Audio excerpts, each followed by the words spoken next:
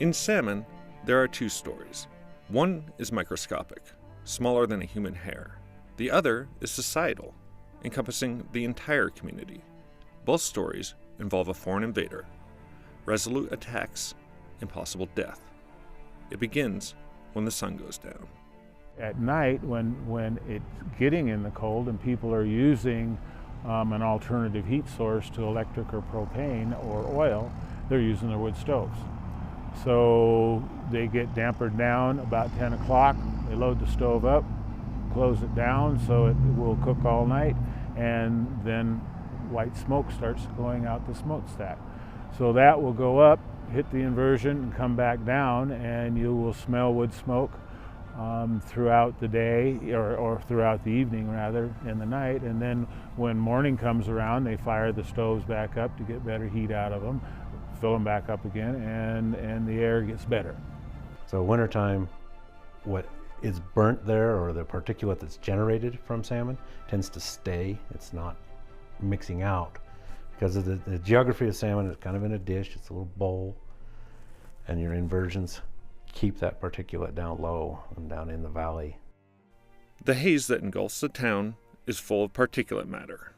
The most invasive type is called PM 2.5. The 2.5 refers to its size, particles smaller than 2.5 microns. They are our first foreign invaders. So you inhale it and it'll go past the upper airway, past the mucous membranes, down through the vocal cords and into the large trachea and into the right and left main stem bronchus, and then it goes out into the bronchioles, and those are the smaller airways. And those 2.5 micron size particles, that's where they will embed in those airways and cause the inflammation, irritation. And the microscopic battle begins in the lungs of salmon residents. Well, it's a foreign substance in the airway, and so when the body sees something foreign, it tends to attack, and so it will elicit a response of sending white blood cells to the area to try and remedy the situation and remove the irritant. And so by providing mucus, it's going to hopefully mobilize those secretions out of there and you cough it out. It can also cause the airways to narrow or spasm, and that's what we call bronchospasm, and that can make breathing a little bit more difficult, make you a little bit more short of breath. The city of Salmon is one of the most polluted areas in the entire United States, according to the American Lung Association.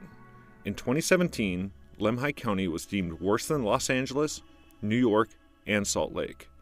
It has consistently ranked in the top 25 most polluted counties in the country over the past few years.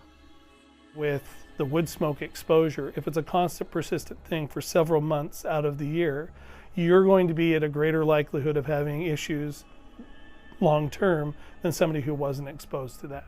I mean, you're setting the kids up, especially if it's long-term effects, for a lot of downstream side effects with their lungs. And anybody who already has pre-existing pulmonary issues, you're setting them up for a detriment too as well, because they're going to be a little bit more sick and maybe have to access the healthcare system a little bit more often because of that exposure. The Environmental Protection Agency and the Idaho Department of Environmental Quality have standards for how much particulate matter can be in the air. Currently, they are 35 micrograms per cubic meter in a 24-hour period, and 15 micrograms per cubic meter average for the entire year. The last revision to the 24-hour standard was in 2006. The updated annual standards will do more to protect the health and well-being of American families. Since that change, salmon has consistently violated the 24-hour threshold. Many residents think it's because of forest fires. Fires in the summer, the forest fires, the smoke that comes from that and the damage from that is just so much greater. But if you can't see your car less than, 20 feet away, there's got to be a problem with the air quality in the summer.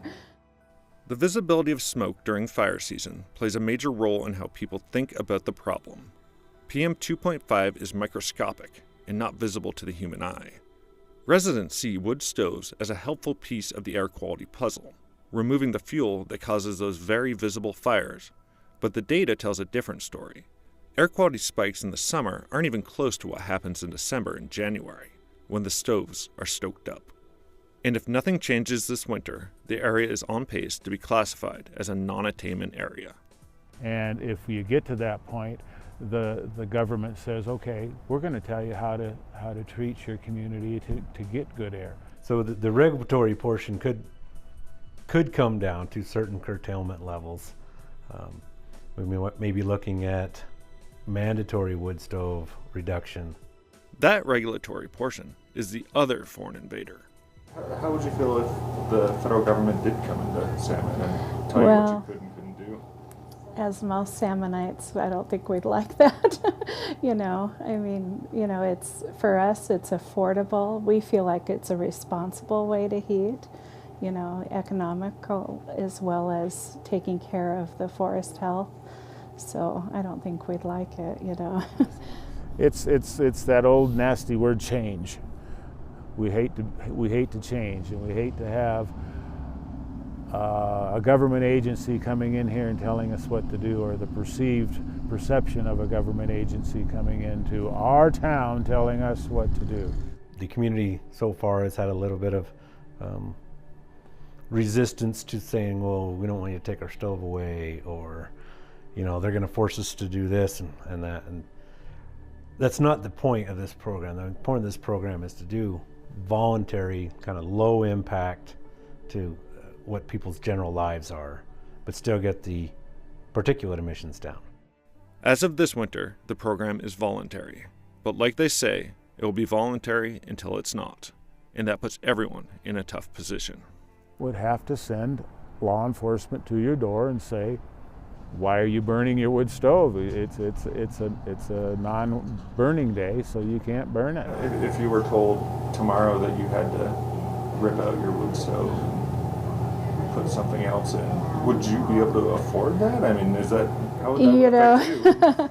Well, right now my husband doesn't have a job. I mean, he helps us here in the store, but everybody knows that retail is not like a hugely profitable venture.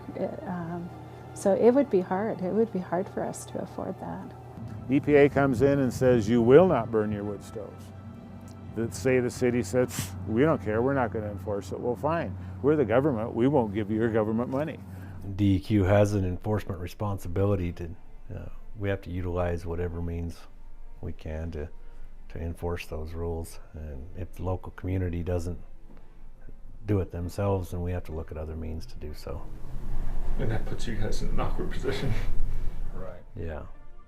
Come 2018, we'll find out which foreign invader salmon is more comfortable with, PM 2.5 or the EPA and the DEQ, whether a tax will be waged against the government or the air quality, and if cells in the lungs of residents or a way of life might die. Salmonites have many unknowns on the horizon. The one known?